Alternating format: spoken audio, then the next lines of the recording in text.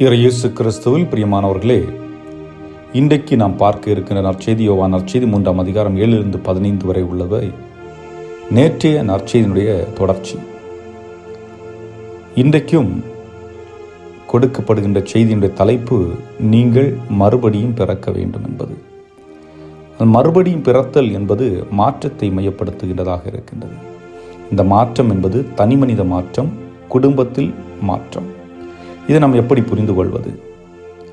இன்று குடும்பம் என்று எடுத்துக்கொண்டோம் என்றால் எல்லா குடும்பங்களிலும் பல பிரச்சனைகளை நாம் சந்தித்துக் கொண்டிருக்கின்றோம். கடினமான தொடர் வேலைகள், இதனால் நேரமின்மை, ஒருவர் மற்றவரை புரிந்து கொள்ளாத நிலை, பொருளாதார நெருக்கடி, உடைந்த உறவுகளால் ஏற்படுகின்ற வலி. இதன் மத்தியில் தான் இயேசு சொல்லுகின்றார், நீங்கள் மறுபடியும் மாற வேண்டும் என்பது. அதாவது மீண்டும் பிறக்க வேண்டும். தனிப்பட்ட விதத்திலும் குடும்பத்திலும் ஆன்மீக மாற்றம் என்பது தேவைப்படுகிறது. கடவுளிடம் திரும்பி வருவது, ஆவியானவரால் வழிநடத்தப்பட நாம் அனுமதிப்பது போன்றவைகள் நம்முடைய வாழ்விற்கு தேவையான ஒன்றாக இருக்கின்றது. காற்றை எடுத்து பார்ப்போம்.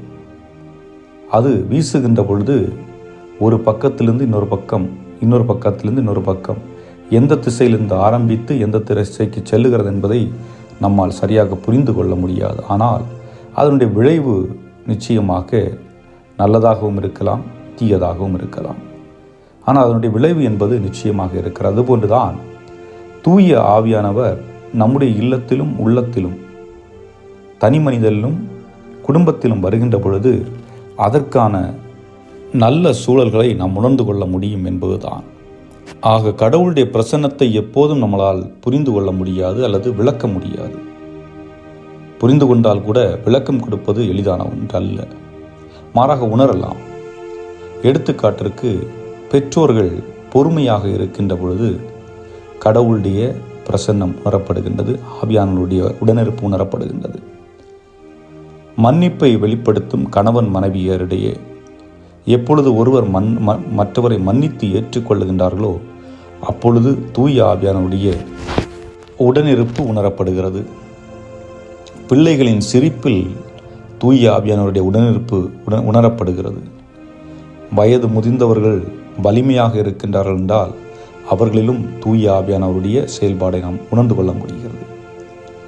ஆக நாம் அந்த தூய ஆவியானவரை நம்முடைய இல்லத்தில் அனுமதிக்கின்ற பொழுது அந்த குடும்பத்திலே அமைதி, குணப்படுத்தும் ஆற்றல், புதிய வாழ்வு கொண்டு வரப்படுகிறது, நிறைந்து நிற்கப்படுகிறது.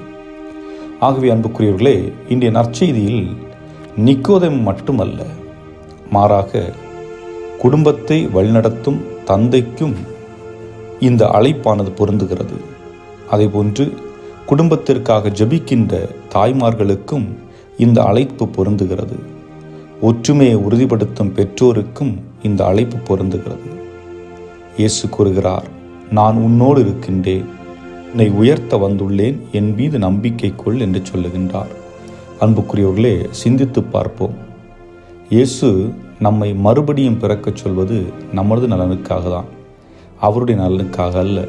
ஏனென்றால் மீண்டும் மீண்டும் தவற்றிலே விழுந்து கொண்டு நம்மையும் மன்னிக்க முடியாமல், பிறரையும் மன்னிக்க முடியாமல், தீர்ப்பளித்து கொண்டும், கிண்டல் செய்து கொண்டும், கேலி செய்து கொண்டும், நம் உடலையும் காயப்படுத்தி, உணர்வுகளையும் காயப்படுத்தி, பிறரையும் காயப்படுத்தி நாம் வாழுகின்ற பொழுது அது மகிழ்ச்சியற்ற ஒரு சமூகமாக மாறிவிடுகின்றது.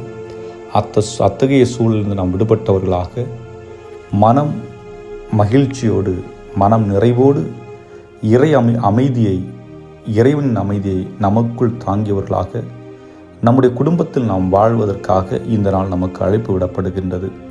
அதை உணர்ந்தவர்களாக மாற்றத்திற்கான விதையை நமக்குள்ளே விதைத்தவர்களாகவும் நம்மிலிருந்து பிறருக்கு கடத்தக்கூடியவர்களாகவும் வாழ வேண்டிய ஆற்றலையும் அருளையும் பெற்று இந்த நாளை இறைவன் கரத்திலே ஒப்புக்கொண்டு ஜெபிப்போம். இறைவன் உங்களை நிறைவாக ஆசீர்வதிப்பாராக. ஆமென்.